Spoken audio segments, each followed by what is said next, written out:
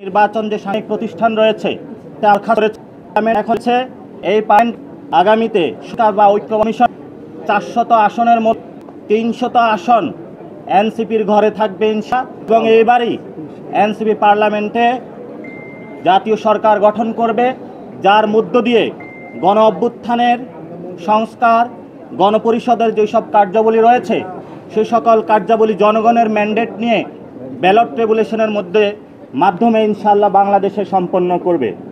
আমরা আমাদের দলীয় প্রতীকের ক্ষেত্রে শাপলাকে প্রাথমিক দিয়েছি এবং সেখানে কতগুলো কোশ্চেন এসেছে যে আমাদের প্রতীক কি, আমরা নিবন্ধন আজকে কেন দিলাম। আপনারা জানেন আমরা স্বল্প সময়ে দল গঠন করতে পেরেছি এবং সারা বাংলাদেশে কথা বলেছি, কিন্তু আপনাদের মাধ্যমে দেশবাসীকে জানাতে চাচ্ছি আমরা অনেক জায়গায় আমরা অফিস নিতে গিয়েছি, সেখানে আমাদের অফিস নিতে বাধা দেওয়া হয়েছে। অনেক জায়গায় আমরা কমিটি গঠন করতে গিয়েছি, সেখানে ছল ছাতুরির আশ্রয় নেওয়া হয়েছে। বিভিন্ন দল তাদের দলীয় এজেন্ট বিভিন্নভাবে আমাদের মধ্যে ঢুকিয়ে তারপরে তাদেরকে আবার পদত্যাগ করিয়েছে। এই হলো বাংলাদেশের রাজনৈতিক কালচার। আমরা সকল প্রতিকূলতা, সকল চ্যালেঞ্জকে মানিয়ে আজকে আপনাদের সামনে এখানে উপনীত হয়েছি। বাংলাদেশে যেভাবে 5 তারিখে গণ অভ্যুত্থানে বাংলাদেশের মানুষের জয় হয়েছিল, আগামীর পার্লামেন্ট ভোট ব্যাংকে এনসিপির শাপলা প্রতীকে পুরো বাংলাদেশের মানুষ জয় জয়কার করে দিবে। এনসিপির নেতৃত্বে নতুন সরকার গঠন হবে। এবং এখানে একটি প্রশ্ন এসেছে যে আমাদের দ্বিতীয় প্রতীক কি। দ্বিতীয় প্রতীক হিসাবে আমরা রেখেছি কলম, তৃতীয় প্রতীক হিসাবে রেখেছি আমরা মোবাইল। তবে আমরা নির্বাচন কমিশনের কাছে এবং দেশবাসীর কাছে আবেদন রাখব আমাদেরকে যাতে শাপলায় মনোনয়ন দেওয়া হয় এবং শাপলা মার্কার মাধ্যমেই জনগণের তাদের সরকার গঠন করে। আপনারা জানেন আমরা পুরো বাংলাদেশ থেকে 5 লক্ষ মানুষের ডাটা নিয়েছিলাম।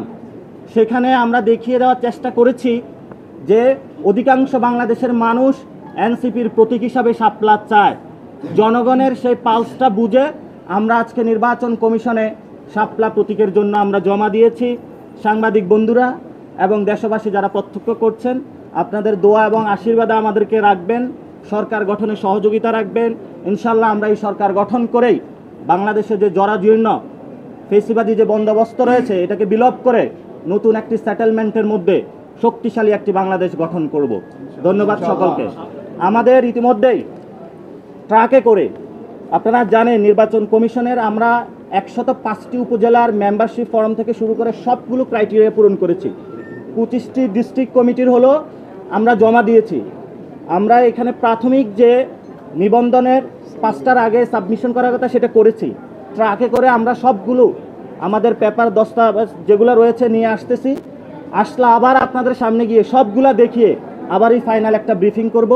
সেজন্য আপনারা একটু থাকবেন, সে প্রত্যাশা আপনাদের কাছে এবং বিনীত অনুরোধ আপনাদের কাছে। ধন্যবাদ। আসসালামু আলাইকুম। ইলেকশন কমিশন একটি সাংবিধানিক প্রতিষ্ঠান, কিন্তু এই সাংবিধানিক প্রতিষ্ঠানকে গত 15 বছরে ধ্বংস করা হয়েছে। কিন্তু সাংবিধানিক প্রতিষ্ঠানে যারা ব্যক্তিবর্গ রয়েছে তাদের যেমন পুনর্গঠন করতে হবে, নিয়ম নীতিরও পরিবর্তন করতে হবে। কিন্তু that doesn't mean the election commission Bangladesh থেকে উদা হয়ে গিয়েছে। এই কমিশনকে আমরা পুনর্গঠন করতে চাই, শক্তিশালী করতে চাই, জনগণের ভোটাধিকার প্রয়োগ আমরা বুঝিয়ে দিতে চাই। সে প্রক্রিয়ায় কিন্তু আমরা আজকে এসেছি। এর মধ্যেও আমরা বলে যেতে চাই, আমরা আজকেও বলছি ইলেকশন কমিশন পুনর্গঠন প্রয়োজন এবং এই সাংবিধানিক প্রতিষ্ঠানটা নতুনভাবে বাংলাদেশের আশা আকাঙ্ক্ষার প্রতীক হিসাবে তুলে ধরা প্রয়োজন। আর সেকেন্ড কোশ্চেনটা, নিবন্ধন পাবেন কিনা?